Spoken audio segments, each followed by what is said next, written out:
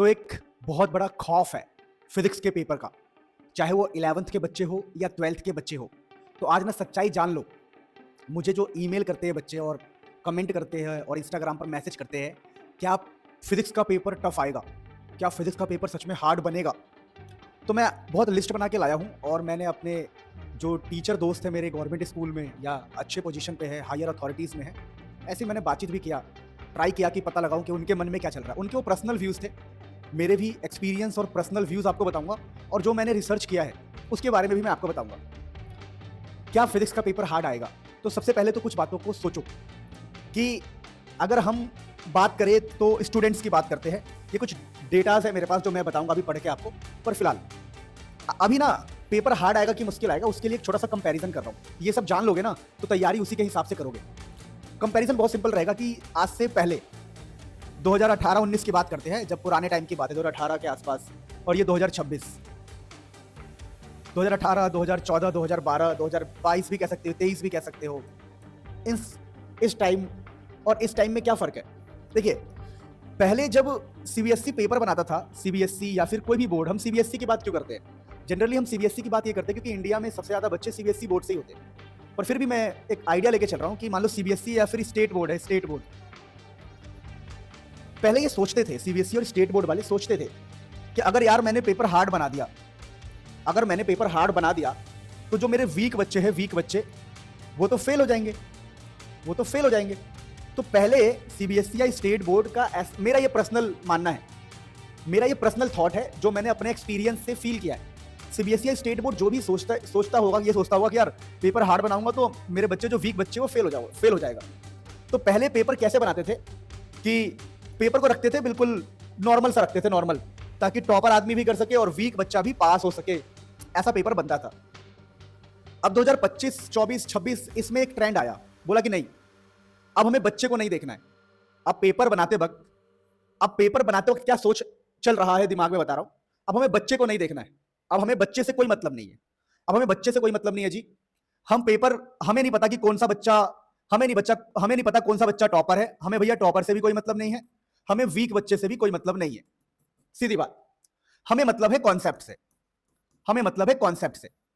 आप कॉन्सेप्ट पढ़ो, आप कॉन्सेप्ट पढ़ो, आपको पेपर सही लगेगा। आप अगर नहीं पढ़ के जाओगे आपको पेपर डिफिकल्ट लगेगा। तो ये तो स्टेटमेंट की बात हो गई कि 2025, 2026 के पेपर, 2027 के पेपर ऐसे बनेंगे कि भैया आप कॉन्सेप्ट पढ़ो, आपको पेपर सही लगेगा, और ना आपको पेपर लगेगा बहुत हार्ड। तो फिर इस केस में वीक बच्चों के साथ क्या होगा? इस केस में वीक बच्चों के साथ क्या होगा? तो वीक बच्चों के लिए पेपर बहुत हार्ड हो जाएगा। ये वीक कौन होते हैं? वीक जो पढ़ाई पर इतनी तरह अच्छे से फोकस नहीं कर पाते, कोई मजबूरी होती है, उन्हें समझ नहीं आता है, या फैमिली की सिचुएशन ऐसी होती है, तो इनके लिए पेपर हार्ड सा लगेगा और हार्ड, बहुत हार्ड बनेगा। लेकिन जैसा कि पेपर पूरा कॉन्सेप्ट बेस्ड है, तो टॉपर बच्चे को भी ये पेपर हार्ड लग सकता है। ये टॉपर बच्चे को भी हार्ड लग सकता है, क्योंकि ये क्या किया जा रहा है, मैं आपको कुछ बातें बताता हूं। मैंने कुछ डाटा कलेक्ट किया है कि दोनों को ही पेपर हार्ड लगेगा। उसके पीछे रीजन क्या है? उसके पीछे रीजन ये है, साफ साफ लिखा है, board do not design the paper only for weak student. वो वीक स्टूडेंट को अपने मन में रख के पेपर डिजाइन नहीं कर रहा। वीक स्टूडेंट से हमें कोई मतलब नहीं है जी, आप पढ़ के आओ, आप वीक हो, स्ट्रांग हो, हमें कोई मतलब नहीं है, हम तो पेपर बनाएंगे। अब पेपर कैसे बनाया जाएगा मैं आपको बता रहा हूं। देखिए, पेपर ऐसे बनाया जाएगा, और मैं इसका सॉल्यूशन भी दूंगा, वीक बच्चे के लिए भी सॉल्यूशन दूंगा और स्ट्रांग बच्चे के लिए भी सॉल्यूशन दूंगा, पर आप पूरी बात समझो। तो बोला गया कि देखो हम पेपर कैसे बनाएंगे, बोला गया कि हम बहुत सारे क्वेश्चन ऐसे बनाएंगे जो डायरेक्ट फॉर्मूला बेस्ड होगा, एनसीईआरटी से, फॉर्मूला बेस्ड होगा, या कह सकते हो एनसीईआरटी बेस्ड होगा, एनसीईआरटी बेस्ड होगा। वो पेपर कैसे बन रहा है, ठीक है, डायरेक्ट। लेकिन ये ज्यादा नहीं होंगे, ये क्वेश्चन ज्यादा नहीं होंगे, ये थोड़े बहुत होंगे। मान लो कि 10 से 20% क्वेश्चन आपको ऐसा देखने को मिल सकता है। ये मेरा पर्सनल मानना है, हमारे जो जानकार टीचर्स है उन सबका विचार है ये। तो प्लीज, ये एक अंदाजा है जो हम अपने एक्सपीरियंस से बता रहे हैं। फिर क्या किया जाएगा? बाकी जो क्वेश्चन बनेंगे वो मिक्स्ड होंगे। मिक्स्ड क्वेश्चन में क्या होता है कि एक कॉन्सेप्ट यहां का, दूसरा कॉन्सेप्ट यहां का, और दोनों को मिला के एक क्वेश्चन बना दिया, वन क्वेश्चन। तो बाकी क्वेश्चन मिक्स्ड होंगे जो आपको लगेगा टफ। तो सर अब बताओ, पेपर हार्ड या मुश्किल? तो दोबारा बोल रहा हूं, हार्ड लगेगा वीक को भी, हार्ड लगेगा एवरेज को भी, और हार्ड लगेगा टॉपर को भी। टॉपर को हार्ड इसलिए लगेगा क्योंकि टॉपर की एक्सपेक्टेशन होगी कि मुझे 99 लाना है, अब उसके आ रहे 95, तो बोल देगा पेपर टफ है। बात समझ पा रहे मैं क्या कहना चाह रहा हूं? तो मेरा मानना यह है कि पेपर जो है टफ लगेगा सबको, पेपर टफ लगेगा सबको। ये डिपेंड करता है कि आपने प्रिपरेशन कैसी की है। अब सवाल आता है कि ये जो वीक बच्चे हैं क्या करें, जो वीक बच्चे फंसे हुए हैं वो क्या करें। तो वीक बच्चे के लिए एक तरीका है जो मैं लिख के लाया हूं। तरीका क्या है, इस बात को ध्यान से समझना। एक होता है अभी जो किया जा रहा है, एक ऑप्शन होता है, ऑप्शन वाले क्वेश्चन आते हैं, ऑप्शन वाले। तो ऑप्शन वाले क्वेश्चन कैसे बनाए जा रहे हैं, देखो ऑप्शन वाले क्वेश्चन ऐसे बनाए जा रहे हैं कि एक बड़ा हार्ड सा लगेगा आपको, हार्ड सा, और एक उससे हल्का सा इजी रखा जाएगा। अब ये तरीका सजेस्ट किया है, मेरे गवर्नमेंट स्कूल के टीचर है, वो कह रहे हैं कि पेपर बनाने वाला इंसान ऐसा सोच सकता है।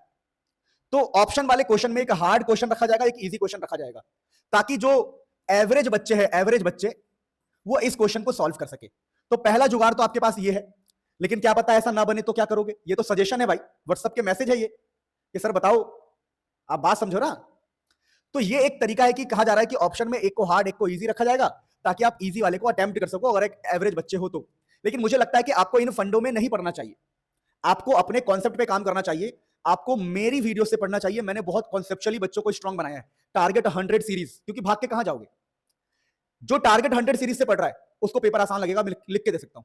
टारगेट 100 नाम क्यों रखा है हमने, ये भी तो सोचो, क्योंकि उसको कॉन्सेप्चुअली बहुत स्ट्रांग किया है हमने। चलो दूसरा हमें यह बताया गया कि स्टेप मार्किंग अभी भी रखी गई है। स्टेप मार्किंग हटाया नहीं गया है सर। तो जो एवरेज बच्चे हैं, अगर वो फाइनल आंसर तक नहीं पहुंच पाए, अगर वो फाइनल आंसर तक नहीं पहुंच पाए, तब भी उनको नंबर मिलेगा। यानी जो एवरेज और वीक बच्चे हैं वो तब भी इसकी हेल्प से पास हो सकते हैं। तो एक तरीका यह है कि इजी ऑप्शन मिलेंगे आपको, भैया 2 क्वेश्चन के बीच में ऑप्शन मिलता है। जैसे 2 क्वेश्चन है तो 2 क्वेश्चन के बीच में आपको ऑप्शन मिलता है कि भैया ऊपर और नीचे 2 ऑप्शन होते हैं, और लगा के, और तो आप हार्ड वाला छोड़ के इजी कर सकते हो, अगर किस्मत अच्छी रही तो फंसेगा ऐसा कुछ। और स्टेप मार्किंग है। और तीसरा जो एक ऑप्शन बताया है कि इस बार चांसेस है कि एनसीईआरटी के एग्जाम्पल से न्यूमेरिकल फंसेंगे, एनसीईआरटी के एग्जाम्पल से न्यूमेरिकल फंसने के चांस है, और एनसीईआरटी एक्सरसाइज के कुछ बेसिक क्वेश्चन आने के चांसेस है, ऐसा कहा जा रहा है। बट मैं आपको सिंपल भाषा में समझाऊं तो इसके चांसेस भी कम है, 10% के आसपास क्वेश्चन आपको यहां से देखने को मिल सकता है। ये मेरा पर्सनल मानना है। वैसे अगर आपके पास टाइम है तो एनसीईआरटी के एग्जाम्पल करके जाइए, मैं रिक्वेस्ट करता हूं। और ये जो एनसीईआरटी का एक्सरसाइज है उसके आंसर्स को एक बार देख के जाओ एग्जाम से पहले। एग्जाम से पहले एनसीईआरटी के एग्जाम्पल्स को देख के जाओ, आंखों से कैसे ऐसे कर सकता हूं, अगर आ गया तो याद करके जाओ, और एक्सरसाइज के सॉल्यूशन भी आप देख के जा सकते हो। तो 3 तरीका है जिससे एक वीक बच्चा फोकस करके बढ़िया कर सकता है। तो ये तो जुगाड़ की बात हो गई, जुगाड़ की बात। इसमें सबसे बेस्ट जुगाड़ मुझे लगता है स्टेप मार्किंग। अब स्टेप मार्किंग भी आप तभी कर पाओगे, तभी ले पाओगे जब आपको कॉन्सेप्ट आता है। यानी देखो यार, अभी भी अगर आपके पास 10 दिन, 12 दिन, 15 दिन, 1 हफ्ते का टाइम है, टारगेट 100 सीरीज को फॉलो कर लो, यूट्यूब पर फ्री में डाला हुआ है, वो मेरे पेड बैचेस के लेक्चर है, टारगेट 100 सीरीज। और नोट्स बनाने का टाइम तुम्हारे पास होगा नहीं, तो मुनील सर ऐप में जाओ। मुनील सर ऐप में एक फोल्डर है, मुनील सर ऐप में फोल्डर है YouTube long lecture notes, long lecture notes. इसके अंदर आपको सब कुछ मिल जाएगा। या फिर वाईटी ऑल नोट्स खरीद लो, इसके अंदर आपको सब कुछ मिल जाएगा। और अगर आपके पास नोट्स पहले से बना हुआ है तो आपको खाली वीडियो देखना है, फ्री ऑफ कॉस्ट, 1 रुपए भी खर्च नहीं करने। तो मेरा मानना है कि पेपर सबको ही मुश्किल लगेगा, क्योंकि आज के टाइम पर हर कोई शॉर्टकट के पीछे भाग रहा है। मैं पिछले 1 साल से फ्री में यूट्यूब पे डाल रहा हूं टारगेट 100 सीरीज, लेकिन बच्चों ने देखा नहीं। इसके पीछे मतलब क्या है? इसका मतलब यह है कि सबको शॉर्टकट में जाना है, और जो जो शॉर्टकट में जाएगा वो फिजिक्स के पेपर में फेल होगा, मेरा ऐसा मानना है। तो प्लीज अभी भी टाइम है, 8 घंटे की जगह 10 घंटे पढ़ो, 10 घंटे की जगह 12 घंटे पढ़ो। सही गाइडेंस देना मेरा काम है, इसलिए मैं आपको मलाई मक्खन नहीं लगा रहा हूं, सीधी बात आप तक पहुंचा रहा हूं। Love you all. अगर मेरी गाइडेंस पसंद आ रही है, डेली आपको 2 से 3 गाइडेंस मिलेगी छोटी छोटी, उन गाइडेंस को फॉलो करो, आपका एग्जाम बहुत तगड़ा जाएगा। वीडियो अच्छी लग रही है लाइक करके जाना, कमेंट करके जाना कि आपको नेक्स्ट वीडियो किस टॉपिक पे चाहिए। Love you all.